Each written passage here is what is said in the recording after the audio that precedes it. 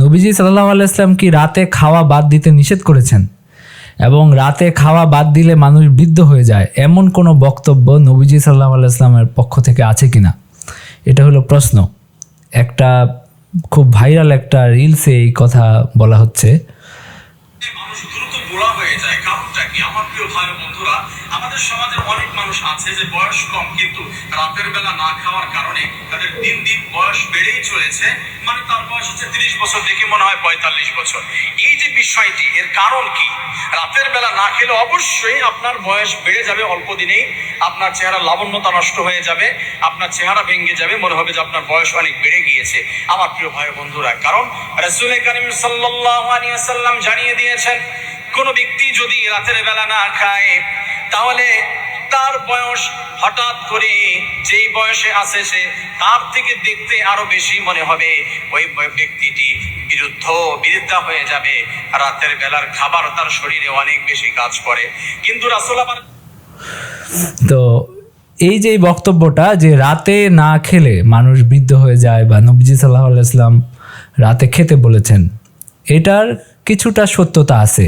মানে এই অর্থে যে এরকম একটা দুর্বল হাদিসের কিতাবগুলোতে বর্ণিত আছে, সুনানে তিরমিজিতেও বর্ণিত আছে, যদিও উনি হাদিসটাকে জয়ীফ বলেছেন।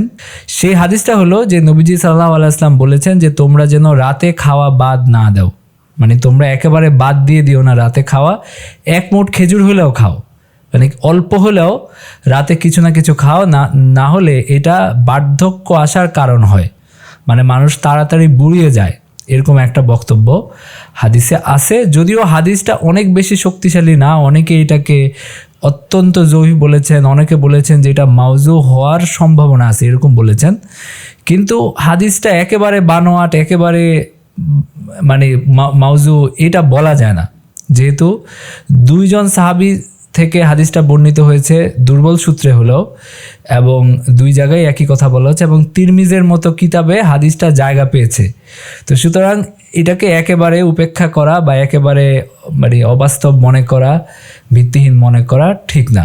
এটাকে কিছুটা গুরুত্ব দেওয়া উচিত, যদিও একেবারে মানে বিশুদ্ধ সূত্রে আসলে আমরা আরও বেশি গুরুত্ব দিতাম, কিন্তু দুর্বল সূত্রে আসলেও এটা যেহেতু হাদিসের কিতাবগুলোতে জায়গা পেয়েছে, কিছুটা শক্তি আছে, কিছুটা মানে সম্ভাবনা আছে, সুতরাং এই কথাটাকে আমাদের গুরুত্ব দেওয়া উচিত যে রাতে একেবারে খাওয়া বাদ না দেওয়া উচিত। এখন ওই যে উনিও বলেছেন যে অনেকে ডায়েটের জন্য রাতে খাবার বাদ দিয়ে দেন, তো একেবারে বাদ না দিয়ে সূর্যাস্তের পরে এশার নামাজের আগে অল্প কিছু খাবার খাওয়া এটা ভালো।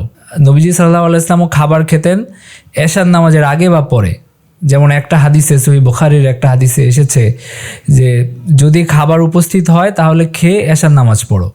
তার মানে তাদের মধ্যে খাবার প্রচলন ছিল মাগরিবের পরে এশার আগে। তো আমরাও রাতে যদি আমাদের ওজন কমানোর প্রয়োজন হয় বা আমরা যদি রাতে না খেতে চাই, মানে ওজন বৃদ্ধি পাওয়ার জন্য অনেকে একেবারে খায় না, একেবারে বাদ না দিয়ে মাগরিবের পরপর এশার নামাজের আগে 7টা, এখনকার 7টা 7:30টার দিকে কিছু খাবার খাওয়া, অল্প হলেও হালকা বাদাম অথবা যেগুলো খাইলে আপনার ওজন বাড়বে না, যেমন স্যুপ, এই ধরনের কিছু খেয়ে নেওয়া উচিত। একেবারে বাদ দিয়ে দেওয়া এটা সঠিক না।